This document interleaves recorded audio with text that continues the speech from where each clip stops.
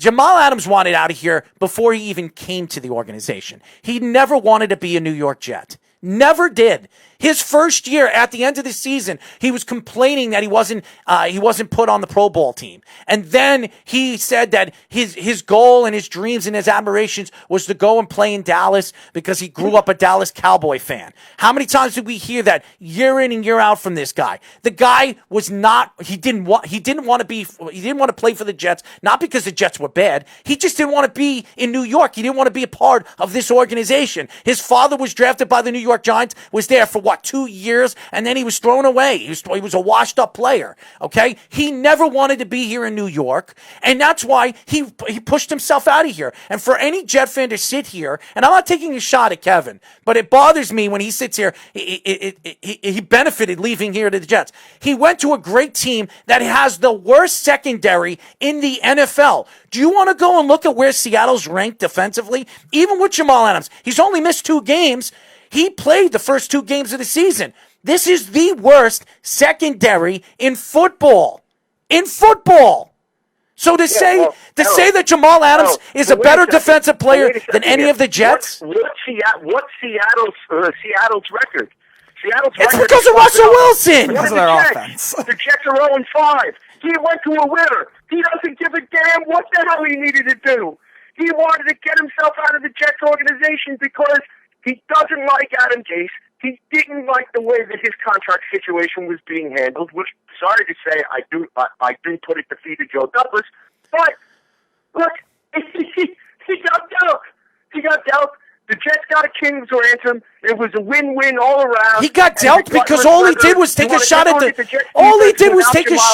ownership. They took a step back. Of course they took a step back. They took a step back without Jamal Adams. They took a step back without Mosley. This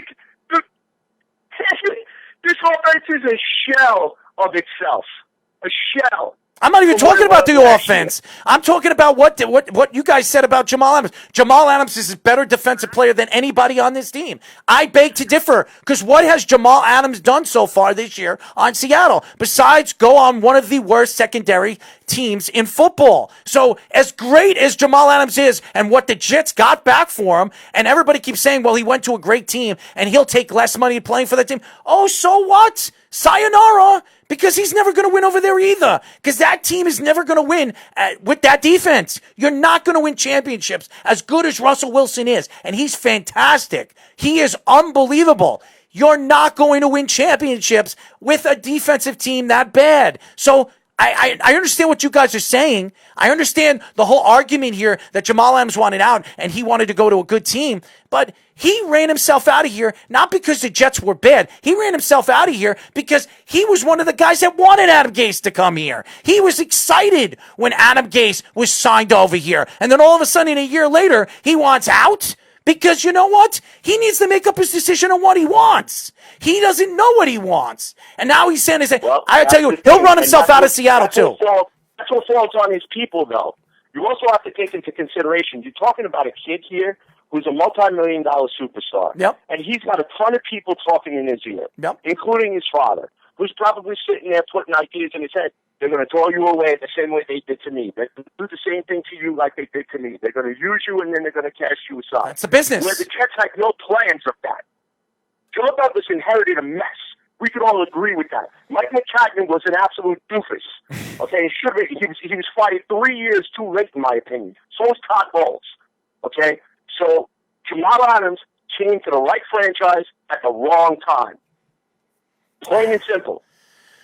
I think this franchise is just right now hexed. I just think this franchise it's hexed. I don't know if they're ever going to find their way out of the hole. Maybe it... Yes, they will. You know when they'll find a way out of the hole? When Christopher Johnson and Woody Johnson shut their mouths and stay out of football operations. Stay out of day-to-day football operations.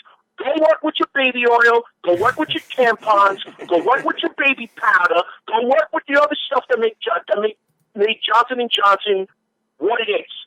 Okay? People are saying... They are not football people. We never said... Give the keys to the car to football people and let them run it. We never, John, by the way, John Farris is saying Seattle doesn't need Bell. We're not saying that Bell is going to Seattle. No, Seattle needs pass rushing corners. We never said that Seattle was going to bring in Bell. I'm saying that Bell will go somewhere else at the trade deadline, or the Jets will release him because of a contract, because at a certain time this year... No, he'll go someplace else.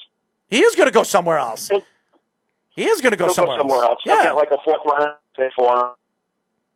They'll give him away for a song. And then Le'Veon Bell will be playing in the postseason, and the Jets will be playing golf. Well, we know that's what's going to happen. We knew that before the season even started, CJ. I don't know why any Jet fan thought any differently, that this team wasn't going to be good. Adam Gase doesn't know what the hell he's doing. Greg Williams obviously has lost his mind because I think he forgot how to coach defense. And Quentin Williams, I will say this.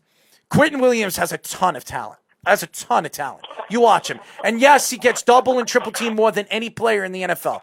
Stop making excuses for him.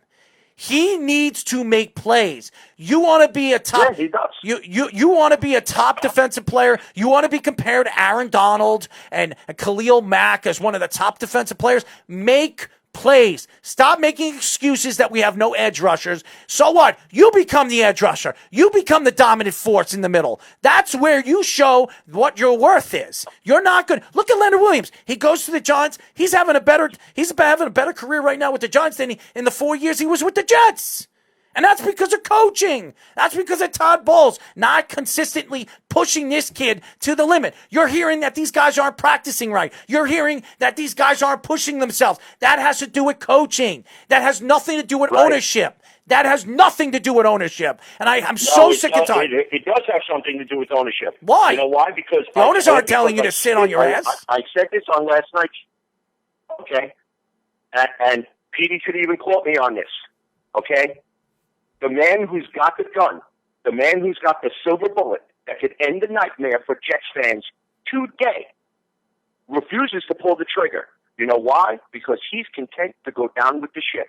Because it's more intent. It's easier for him to win the back pages of the New York Post and the New York Daily News and whatever other New York media there is out there. CJ. To have the New York Jets constantly being CJ, who are they going to put in position if they fire Adam Gase right now? They're better off. Put Jim Bob Cooter. Who? Jim Bob Cooter is a former offensive coordinator. Who? You need to tell me. I know who he is. I know who he is, Speedy. You can't promote Brad Boyer? Oh, my God. It doesn't matter. This team is not the point. So you want them?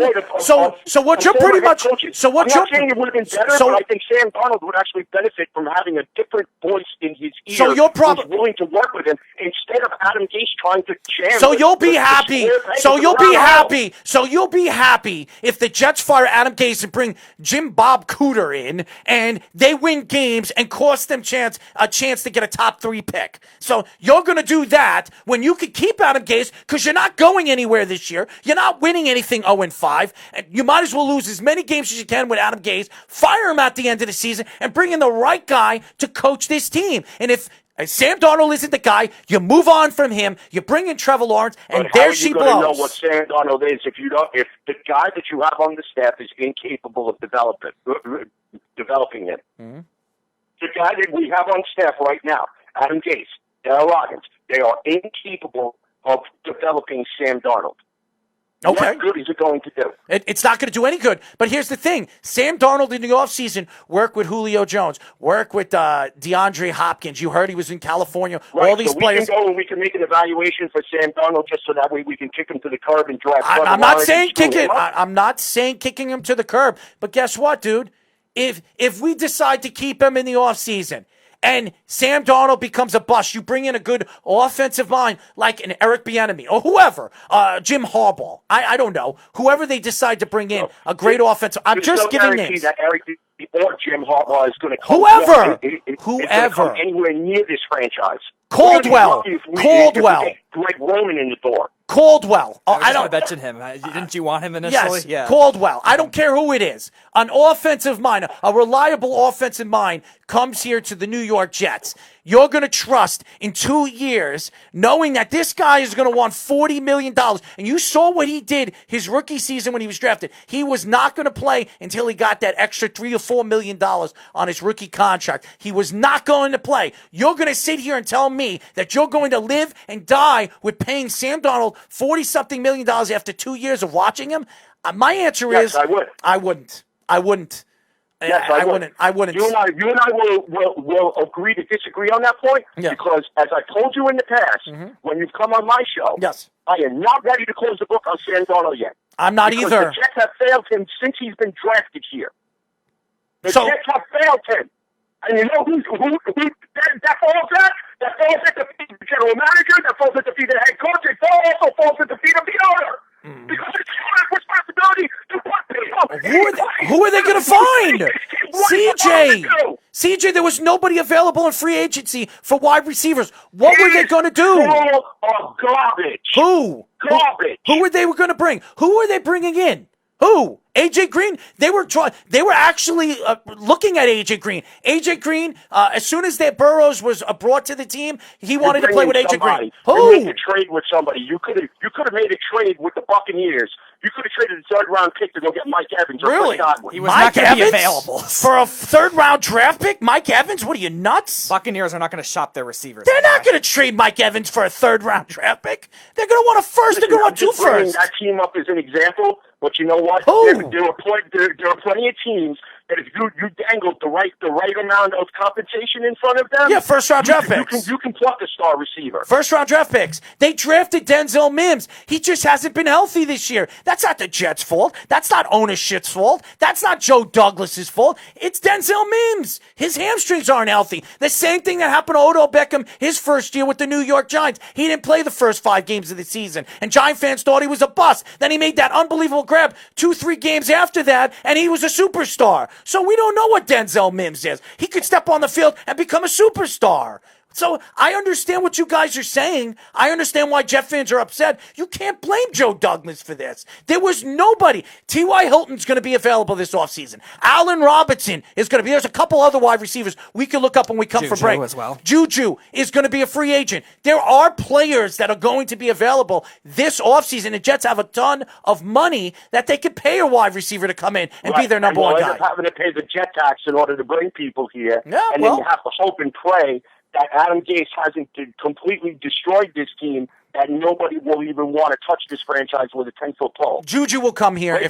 Juju will come here if he becomes a free agent before the Pittsburgh Steelers somehow give him a franchise. I don't know if they will, because a lot of people don't think Juju is a number one wide receiver. Some people think he's a number 2, the top number 2 receiver in the league.